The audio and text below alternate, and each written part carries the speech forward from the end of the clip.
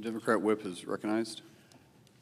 Mr. President, we can all agree that the border of the United States should be secure.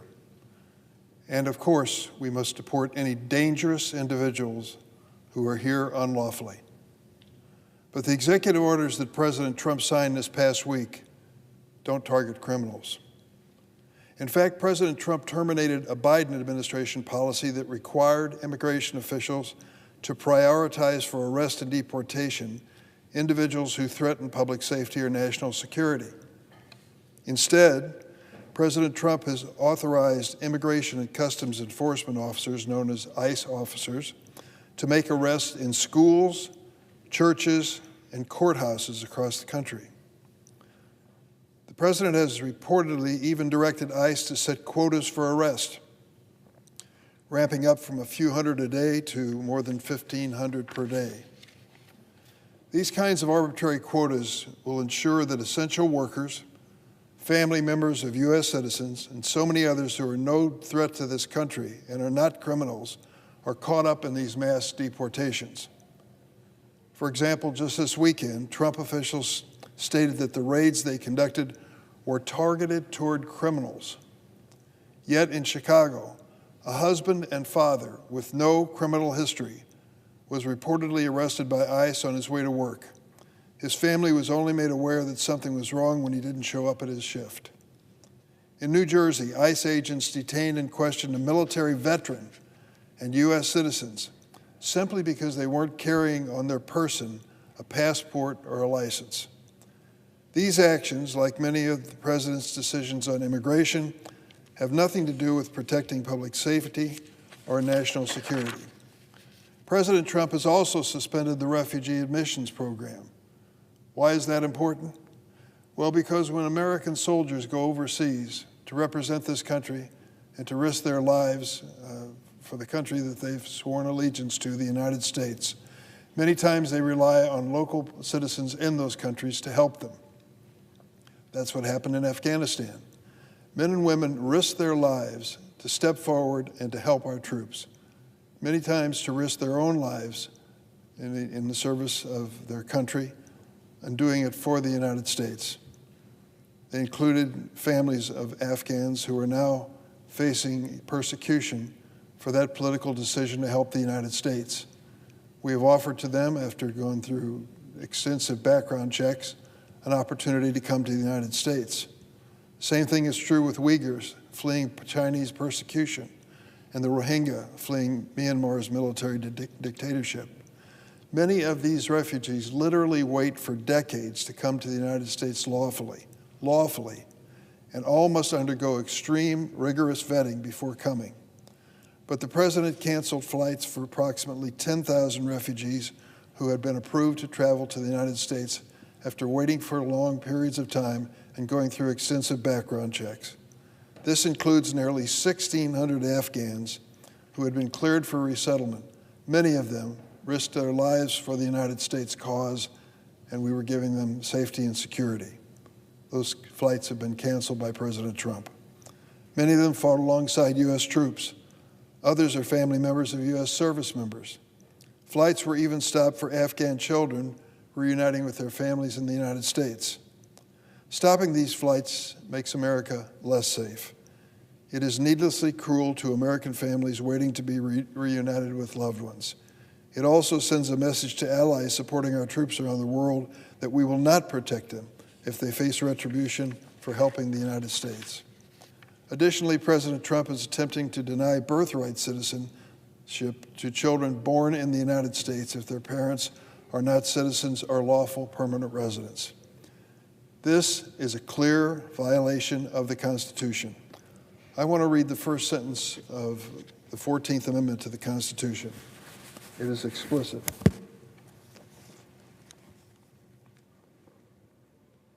It reads, "All persons born or naturalized in the United States and subject to the jurisdiction thereof are citizens of the United States, of the state wherein they reside." One sentence, as clear as can be. This order has been blocked. The order by President Trump has been blocked by a judge who was appointed by President Ronald Reagan. Listen to what he said about the lawsuit challenging birthright citizenship and the 14th Amendment's explicit language. Quote, "I've been on the bench for over 4 decades. I can't remember another case where the question presented was as clear as this one is. This is a blatantly unconstitutional order." I was disappointed to see the White House border czar, Tom Homan, come to Chicago recently with ICE agents arresting immigrants, asking them questions after they'd been requested, even after they'd requested to speak to an attorney. Do you know who accompanied him on this raid? Dr. Phil. Dr. Phil, the TV doctor, is not an MD, but for some reason he was invited to go along with this raid. Now, do you remember the many speeches given by President Trump during the campaign about dedicating himself to ferreting out people who were murderers and rapists and drug dealers and mentally ill, dangerous to the United States? I took him at his word that that's what he would set out to do. But apparently, Dr. Phil is an accomplice in this effort. He obviously has been invited to go along for the ride on a raid involving people who could be dangerous to the United States. If this mass deportation is truly focused on dangerous individuals, murderers, rapists, drug dealers, and mentally ill, Dr. Phil has as much business being on these raids as he does performing surgery. Why is he there? In fact, he could complicate the situation. We are talking about a legal process and the possibility of criminal prosecution following. And to have this television character come along for the ride is dangerous and makes no sense. I am concerned these sweeping executive actions will leave those arrested by ICE, including those with lawful status in U.S. citizenship, with little opportunity to even state their case and show that they belong in this country. Let's be clear, 90% of undocumented immigrants have no criminal convictions, 90%. Immigrants who make up more than 40% of home health care aides and children's assistance daycare, an outsized percentage of these and the agricultural workforce are undocumented. Immigrants are a key part of America's success story. I do not want a single dangerous person to remain in this country or to be allowed to seek permanent residence here, period. But there are many who have been here for periods of time, have paid their taxes, followed the law, and should be part of America's future. Our nation needs immigrants in many important places. Come to my state of Illinois and ask the agricultural organizations. They will tell you flat out that without assistance from migrants and immigrants, they just can't do their work. Whether they're running dairy operations, orchards, or regular agricultural pursuits, they need a helping hand. And many times the only ones who will come to help them are those who come from other countries. They put food on our table, they care for our children, and they help care for our parents and grandparents.